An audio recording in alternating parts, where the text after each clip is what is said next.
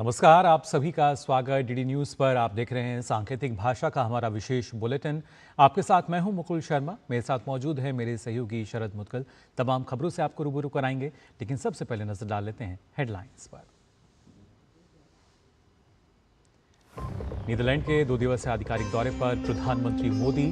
The Hague को बताया Bharat Netherlands की दोस्ती का प्रतीक। 5 देशों की यात्रा पर हैं पीएम मोदी।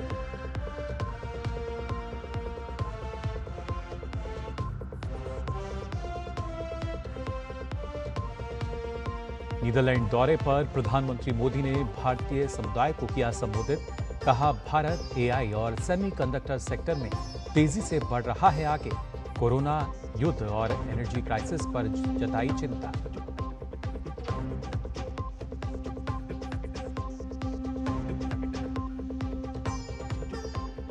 गुजरात दौरे पर केंद्रीय गृह मंत्री Amit Shah.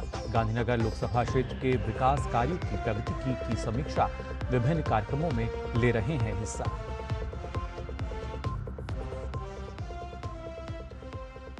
NEET paper leak मामले में एक और बड़ी गिरफ्तारी। सीबीआई ने मनीषा गुरुनाथ को किया दिल्ली से गिरफ्तार। पुणे की वरिष्ठ वनस्पति विज्ञान शिक्षिका हैं मनीषा गुरुनाथ।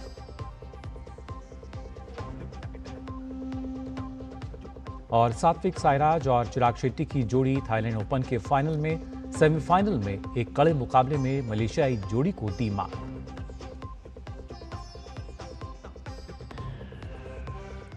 और आइए अब खबरें देखते हैं विस्तार से। प्रधानमंत्री नरेंद्र मोदी आज अपने आधिकारिक नीदरलैंड यात्रा के दौरान उन्होंने भारतीय प्रवासी समुदाय को संबोधित किया। पीएम मोदी की मौजूदगी से भारतीय समुदाय में उत्साह का माहौल नजर आया। समारोह में हजारों लोग शामिल हुए। प्रधानमंत्री मोदी ने कहा कि नीदरलैंड के समाज और अर्थव्यवस्था को मजबूत करने में प्रवासी समुदाय की भूमिका पर प्रत्येक भारतीय को गर्व है। प्रधानमंत्री नरेंद्र मोदी ने याद दिलाया कि 16 मई 2014 को लोकसभा चुनावों के परिणामों ने दशकों बाद भारत में एक स्थिर बहुमत वाली सरकार के गठन का मार्ग प्रशस्त किया। उन्होंने कहा कि करोड़ों भारतीयों का विश्वास और समर्थन उन्हें राष्ट्र के लिए अथक परिश्रम करने के लिए प्रेरित करता है। आज 16 मई है और ये दिन एक और वजह से बहुत विशेष है। आज से 12 वर्ष पहले 2014 में आज के ही दिन लोकसभा चुनाव के नतीजे आए थे। दशकों बाद भारत में स्थिर और पूर्ण बहुमत वाली सरकार का बनना पक्का हुआ था। कोटि कोटि भारतवासियों का विश्वास मुझे न रुकने देता है और न थकने देता है। और फिर तो आपका सुख ही मेरा सुख बन गया, आपका कल्याण ही मेरा कर्तव्य बन गया।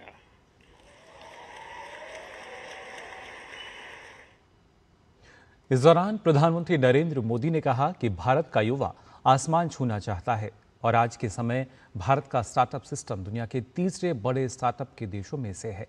उन्होंने कहा कि आज भारत की आकांक्षाओं की सीमा नहीं है।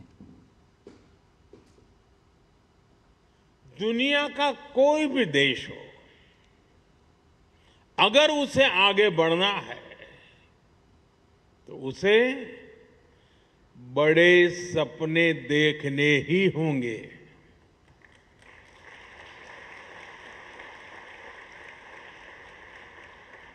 आज हमारा भारत भी बहुत बड़े सपने देख रहा है।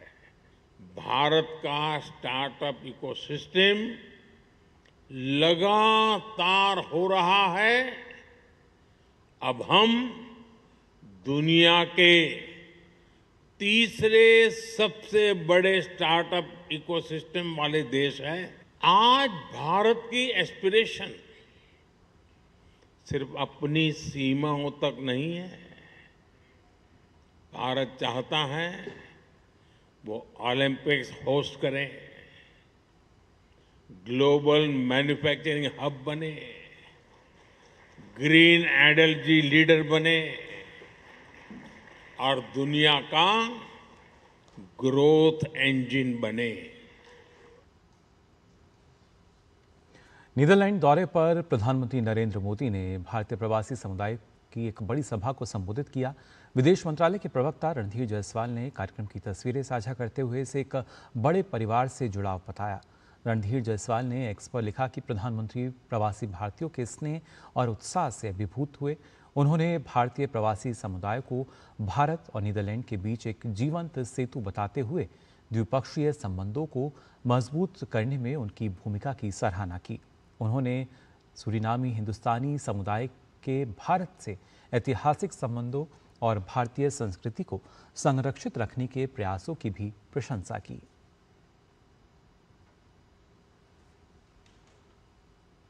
केंद्रीय गृह मंत्री अमित शाह अपने 2 दिवसीय गुजरात दौरे पर हैं और दौरे के दौरान उन्होंने अपने संसदीय क्षेत्र गांधीनगर में चल रहे पौधारोपण अभियान की समीक्षा की और अधिकारियों व जनप्रतिनिधियों के साथ बैठक कर अभियान की प्रगति का जायजा लिया।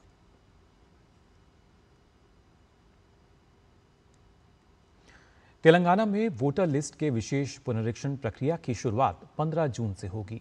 राज्य के मुख्य निर्वाचन अधिकारी सुदर्शन रेड्डी ने बताया कि 25 जून से 24 जुलाई तक बूथ लेवल अधिकारी घर घर जाकर मतदाताओं का सत्यापन करेंगे। प्रारंभिक वोटर लिस्ट 31 जुलाई को जारी की जाएगी, जबकि दावे और आपत्तियां 30 अगस्त तक स्वीकार की जाएंगी। सभी संशोधनों के बाद अंतिम वोटर लिस्ट 1 अक्टूबर को प्रकाशित होगी। राज्य में फिलहाल कुल मतदाताओं की संख्या 3 करोड़ 39 लाख है।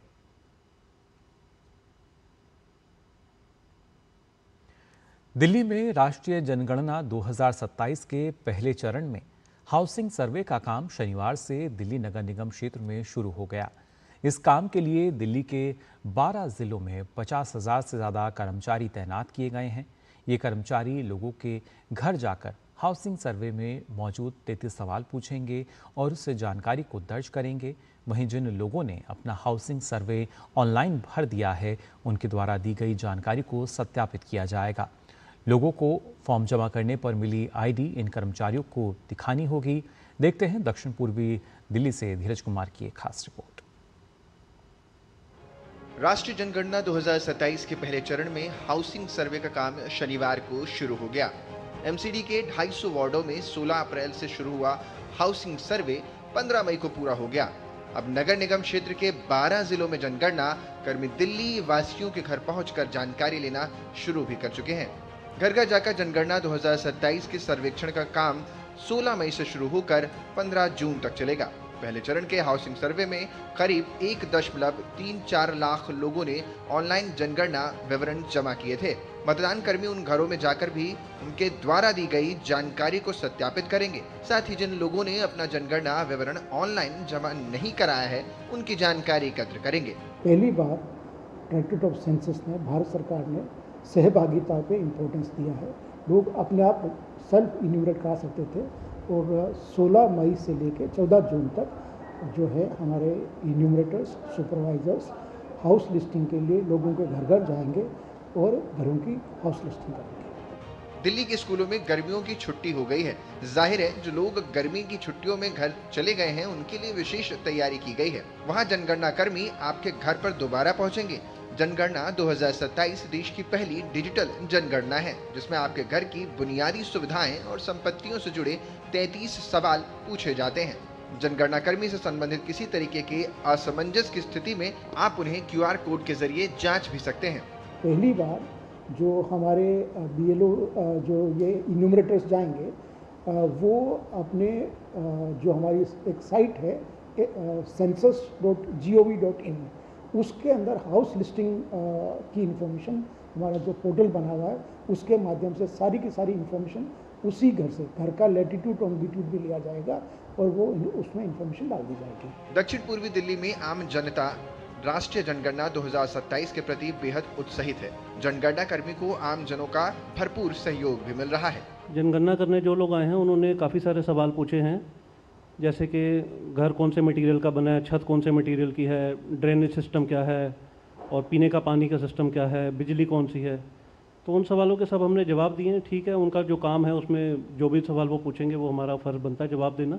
जो हमें बताया गया है हम उनको समझा रहे हैं कि ये जितना भी आपकी जानकारी है ये हमारा जो राइट टू इन्फॉर्मेशन है उसके अंतर्गत नहीं आता है और किसी भी कोर्ट एविडेंस के लिए यूज़ नहीं होगा।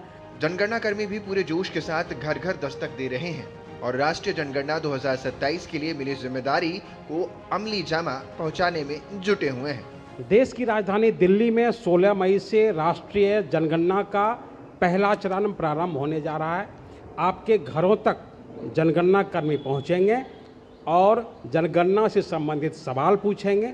आपको उसमें सहयोग करना है ताकि जनगणना 2027 में आपका नाम दर्ज हो सके। कैमरामैन ललित के साथ धीरज कुमार, डीडी न्यूज़, दिल्ली। और बुलेटिन में फिलहाल हम यहाँ रुक रहे हैं एक छोटे से ब्रेक के लिए।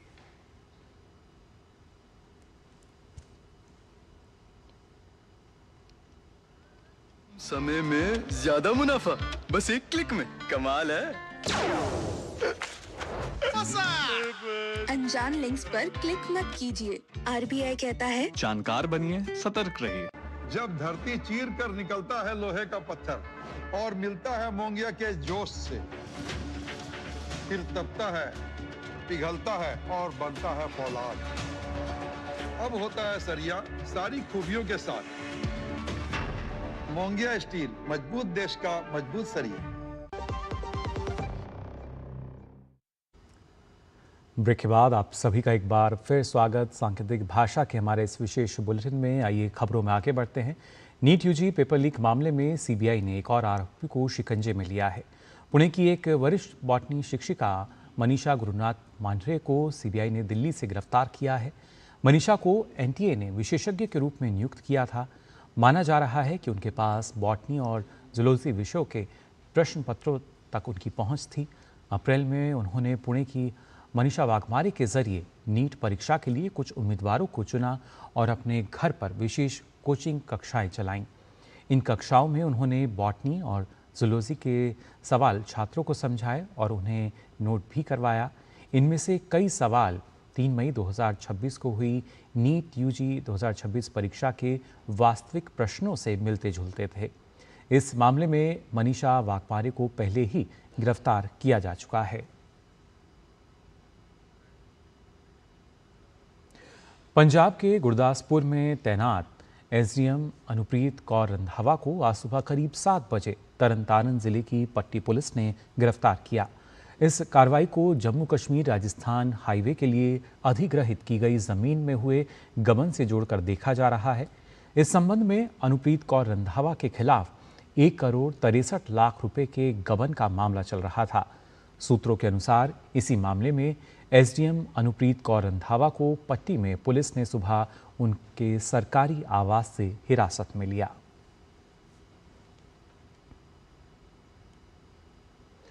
दिल्ली सरकार ने घोषणा की है कि दिल्ली में हर हफ्ते 2 दिन सरकारी दफ्तरों में वर्क फ्रॉम होम रहेगा। दिल्ली भाजपा सांसद कमलजीत सहरावत ने दिल्ली सरकार की पहल का स्वागत किया। सहरावत ने कहा कि यह कदम राजधानी में ट्रैफिक और प्रदूषण कम करने की दिशा में एक महत्वपूर्ण प्रयास है। साथ ही उन्होंने दिल्ली की जनता से भी इस पहल में सहयोग देने की अपील की। दिल्ली की मुख्यमंत्री रेखा गुप्ता जी ने वर्क फ्रॉम होम और नो कार डे को जब लोगों के सामने रखा है और सरकार ने इसको अपनाया है तो मुझे लगता है बहुत अच्छी शुरुआत है। और ये सिर्फ वर्तमान समय में नहीं, जिस तरह से दिल्ली के अंदर ट्रांसपोर्ट का प्रेशर है तो मुझे लगता है हर व्यक्ति को दिल्ली का ट्रांसपोर्ट जो बहुत बेहतर हो गया है, ई बसेस हमारी 4200 से ज़्यादा आ गई, रेलवे नेटवर्क बहुत अच्छा हो गया है, तो हमें इस सोच को हमेशा अपनाने के लिए अपनी कोशिश करनी चाहिए, क्योंकि इससे दिल्ली में ट्रैफिक का पॉल्यूशन कम होगा, ट्रैफिक का दबाव कम होगा और मुझे लगता है दिल्ली में आना जाना आसान होगा। उत्तराखंड के मुख्यमंत्री पुष्कर सिंह धामी ने प्रधानमंत्री नरेंद्र मोदी की अपील और वैश्विक परिस्थितियों को ध्यान में रखते हुए अपने सरकारी काफिले में वाहनों की संख्या कम करने का निर्णय लिया है। मुख्यमंत्री धामी अब अपने काफिले में केवल 3 वाहन रखेंगे। इस फैसले के माध्यम से सरकार यह संदेश देना चाहती है कि नेता और जनता दोनों ही जिम्मेदारी और संसाधनों के संरक्षण को गंभीरता से लें। इस तरह की पहल न केवल प्रशासनिक खर्च को कम करेगी बल्कि जनता में भी जागरूकता और भरोसा बढ़ाएगी।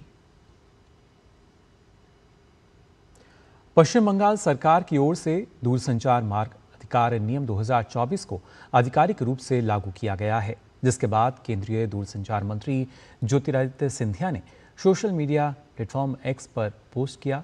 उन्होंने बंगाल को दूरसंचार नियम 2024 के अनुरूप बनाने के लिए मुख्यमंत्री शुभेंदु को धन्यवाद दिया। ज्योतिरादित्य सिंधिया ने लिखा, ये डिजिटल अवसंरचना को मजबूत करने की दिशा में एक महत्वपूर्ण कदम है। सालों तक बंगाल के लोग केंद्र सरकार की कई परिवर्तनकारी प्रमुख पहलों के पूर्ण लाभों से वंचित रहे, जिसके कारण राज्य डिजिटल अवसंरचना और कनेक्टिविटी में पिछड़ गया, जबकि देश के अधिकांश हिस्से तेजी से आगे बढ़ गए। प्रधानमंत्री मोदी के दूरदर्शी नेतृत्व और दोहरी इंजन शासन की भावना के तहत ये ऐतिहासिक कदम कनेक्टिविटी को और बढ़ाएगा। हिंद महासागर क्षेत्र में अपनी परिचालन तैनाती के तहत भारतीय नौसेना का पोत IOS सागर 15 मई को श्रीलंका के कोलंबो बंदरगाह पहुंचा। इस पोत पर भारत के अलावा 16 मित्र देशों के नौसैनिक भी सवार हैं। श्रीलंका के समुद्री क्षेत्र में प्रवेश करने पर वहां की नौसेना के एक जहाज ने IOS सागर की आगवानी की और आपको बता दें, इसे सम्मानपूर्वक बंदरगाह तक एस्कॉर्ट किया। यह यात्रा भारत और श्रीलंका की नौसेनाओं के बीच मजबूत समुद्री साझेदारी और तालमेल को दर्शाती है। 3 दिवसीय इस आधिकारिक दौरे का मुख्य उद्देश्य दोनों देशों के बीच समुद्री सहयोग को मजबूत करना और हिंद महासागर क्षेत्र में सुरक्षा ढांचे को बढ़ावा देना है। अपनी 3 दिनों की यात्रा पूरी करने के बाद IOS सागर 18 मई को श्रीलंका नौसेना के साथ एक समुद्री अभ्यास करते हुए कोलंबो से आगे के लिए रवाना होगा। भारत अब केवल बड़ा बाजार नहीं बल्कि विश्वसनीय वैश्विक व्यापार साझेदार बन चुका है। पिछले 5 वर्षों में अमेरिका, यूरोप, UK, UAE और ऑस्ट्रेलिया जैसे देशों के साथ कई ऐतिहासिक मुक्त व्यापार समझौते हुए हैं। 2026 में यूरोपीय संघ के साथ मदर ऑफ ऑल डील्स और UK के साथ 99% निर्यात पर शुल्क मुक्त पहुंच मिली है। इन समझौतों में किसानों, MSME, महिला उद्यमियों और संवेदनशील क्षेत्रों को भी सुरक्षा दी गई है। भारत अब संतुलित वैश्विक व्यापार नेटवर्क के जरिए विकसित भारत की दिशा में तेजी से आगे बढ़ रहा है।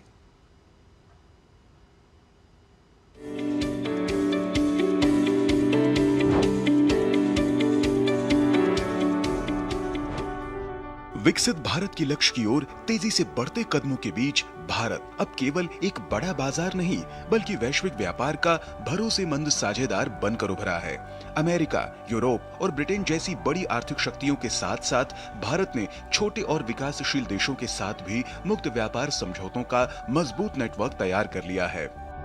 यही वजह है कि आज भारत की व्यापार कूटनीति दुनिया के सबसे व्यापक और संतुलित मॉडल के रूप में देखी जा रही है। आज भले ही रिकॉर्ड व्यापार के लिए अमेरिका और यूरोपीय देशों का नाम टॉप पर आता हो, पर यह भी सच है कि भारत की व्यापारिक कूटनीति की शुरुआत पड़ोसी देशों से हुई। इनमें नेपाल, भूटान, श्रीलंका के साथ ही तमाम दक्षिण एशियाई देश शामिल हैं। पिछले 5 वर्षों में भारत की व्यापार कूटनीति ने अभूतपूर्व गति पकड़ी है। 2021 में मॉरिशस के साथ CECPA, 2022 में UAE के साथ CEPA और ऑस्ट्रेलिया के साथ ECTA, 2024 में EFTA देशों के साथ TEPA, 2025 में ब्रिटेन, ओमान और न्यूजीलैंड के साथ समझौते और 2026 में यूरोपीय संघ के साथ ऐतिहासिक मुक्त व्यापार समझौता संपन्न हुआ। और फिर हुआ भारत यूरोपीय संघ समझौता, जिसे मदर ऑफ ऑल डील्स कहा जा रहा है। इसके तहत यूरोपीय संघ ने भारत के 97% टैरिफ लाइनों पर प्राथमिकता प्राप्त बाजार पहुंच दी है।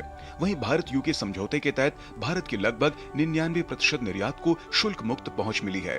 इसमें टेक्सटाइल, चमड़ा, रत्न एवं आभूषण, समुद्री उत्पाद, इंजीनियरिंग और ऑटो कंपोनेंट सेक्टर को बड़ा लाभ मिलने की उम्मीद है।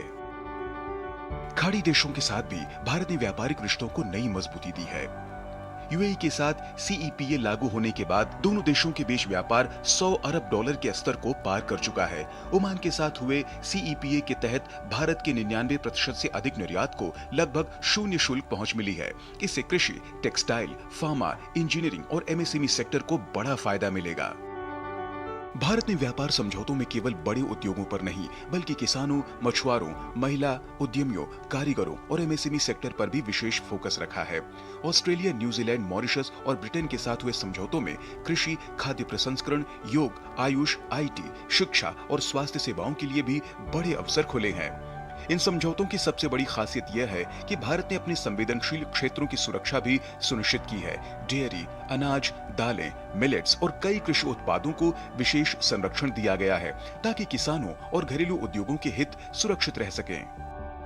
संयुक्त राष्ट्र व्यापार और विकास संगठन UNCTAD की 2025 रिपोर्ट के मुताबिक व्यापार साझेदारी विविधता के मामले में भारत वैश्विक दक्षिण की अर्थव्यवस्थाओं में तीसरे स्थान पर पहुंच चुका है। भारत अब अमेरिका, यूरोप, एशिया, खाड़ी, अफ्रीका और ओशनिया सभी क्षेत्रों के साथ संतुलित व्यापारिक रिश्ते बना रहा है। आने वाले समय में अमेरिका, खाड़ी सहयोग परिषद यानी GCC, कनाडा, मैक्सिको और इजराइल के साथ भी नए समझौतों की संभावनाएं हैं। भारत की ये व्यापारिक साझेदारियां केवल आर्थिक समझौते नहीं है, बल्कि वैश्विक मंच पर भारत की बढ़ती ताकत, रणनीतिक विश्वास और समावेशी विकास मॉडल की पहचान है। बड़े देशों से लेकर छोटे साझेदारों तक भारत अब दुनिया के साथ बराबरी के रिश्ते बना रहा है और विकसित भारत की दिशा में व्यापार को सबसे बड़ा इंजन बना रहा है। Bureau report, DD news. Bharat की प्राचीन सांस्कृतिक धरोहरों की वापसी का सफर पिछले एक दशक से जोर पकड़ता हुआ नजर आ रहा है। 2014 के बाद प्रधानमंत्री नरेंद्र मोदी के नेतृत्व में खोई हुई कलाकृतियों को वापस लाने का अभियान शुरू हुआ और अब तक 666 वस्तुएं भारत को लौटाई जा चुकी हैं। America, Britain, Australia, Canada, Germany, Italy और थाईलैंड जैसे देशों ने इन धरोहरों को भारत को सौंपा, जिसमें हर वस्तु भारत की संस्कृति और पहचान का हिस्सा है। भारत की मिट्टी में जितनी पुरातन संस्कृति, इतिहास और धरोहरें समाई हैं, उतनी शायद ही दुनिया के किसी और कोने में हो। लेकिन सदियों की गुलामी और तस्करी ने हमारी इस धरोहर को बुरी तरह लूटा है। मंदिरों की मूर्तियां, शिल्पकृतियां और अनमोल विरासत की चीजें विदेशों के संग्रहालयों और निजी कलेक्शन में सजती रही हैं। लेकिन भारत की खोई विरासत अब वापस लौट रही है। दुनिया के अलग अलग संग्रहालयों, निजी कलेक्शनों और तस्करों के नेटवर्क में बिखरी भारत की प्राचीन धरोहरों को वापस लाने की मुहिम में मोदी सरकार ने पिछले एक दशक में बड़ी सफलता हासिल की है, जिसमें अब तक कुल 666 प्राचीन वस्तुएं भारत वापस लाई जा चुकी हैं। ये सिर्फ संख्या नहीं, बल्कि हर एक कलाकृति भारत की आत्मा से जुड़ी कहानी को लेकर आई है। हाल ही में अमेरिका से पवित्र पुरातन वस्तुओं की वापसी भारत की सभ्यतागत स्मृति की पुनर्स्थापना का प्रतीक है और प्रधानमंत्री नरेंद्र मोदी के नेतृत्व में राष्ट्र की सांस्कृतिक विरासत को पुनर्प्राप्ति और संरक्षण के प्रति सरकार की अटूट प्रतिबद्धता को दर्शाता है। वापस लाई गई कांस्य प्रतिमाओं में लगभग 990 ईस्वी की चोल काल की शिव नटराज प्रतिमा, 12वीं शताब्दी की शिव और पार्वती की प्रतिमा और 16वीं शताब्दी की विजयनगर काल की संत सुंदरार और परवई की प्रतिमा शामिल है। मूल रूप से तमिलनाडु के पवित्र मंदिर की ये प्रतिमाएं 20वीं शताब्दी के मध्य में अवैध रूप से भारत से बाहर ले जाई गई थी। 2016 से लेकर 2023 तक अमेरिका ने भारत को कुल 578 सांस्कृतिक कलाकृतियां लौटाई। यह किसी भी देश द्वारा भारत को लौटाई गई सबसे बड़ी संख्या है। जून 2016 में प्रधानमंत्री की अमेरिका यात्रा के दौरान 10 प्राचीन वस्तुएं वापस आईं। 2021 की यात्रा में 157 कलाकृतियां लौटी और 2023 में 105। ये दिखाता है कि जब नेतृत्व में आत्मविश्वास और दृढ़ संकल्प होता है तो खोई हुई धरोहर भी वापस लाई जा सकती है। इतना ही नहीं, ऑस्ट्रेलिया से लेकर Germany, Singapore, Britain, Italy, Thailand और कनाडा तक के कई देशों ने भारत को उसकी अपनी विरासत वापस सौंपी। 2014 में ऑस्ट्रेलिया से पहली बार 2 प्राचीन वस्तुएं लौटी। इसके बाद 2015 में कनाडा और जर्मनी से, 2017 और 2018 में अमेरिका और ब्रिटेन से 2019 में फिर ब्रिटेन से और 2020 में ऑस्ट्रेलिया व ब्रिटेन से कई धरोहर वापस लौटी। 2021 में ये सिलसिला और तेज हुआ।